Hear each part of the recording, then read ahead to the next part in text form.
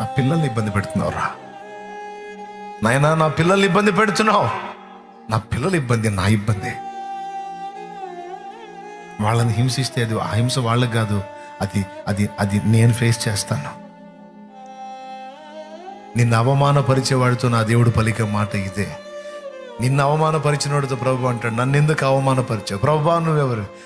నువ్వు అవమానపరిచిన యేసు. నేను నిన్ను అవమానపరచడమే. నా బిడ్డను అవమానపరిచావురా నువ్వు. పరోక్షంగా నన్ను అవమానపరిచావు నువ్వు. నా బిడ్డను ఏడిపించావు నువ్వు, పరోక్షంగా నన్ను ఏడిపించావు. నా బిడ్డను హింసించావు, పరోక్షంగా నన్ను హింసించావు నువ్వు. నా బిడ్డను దూషించావు, నన్ను దూషించావు. ఆ దూషణలన్నీ నా మీద పడ్డాయి. అట్లా రియాక్ట్ అవుతాడు. ఇది ఇది ఇది వాస్తవం అండి. ఇది అబద్ధం కాదు, ఇది అబద్ధం కాదండి, నిజమండి. దేవుని హృదయ స్పందన, యేసయ్య హృదయ స్పందన మన విషయంలో అంత పర్ఫెక్ట్గా ఉంది.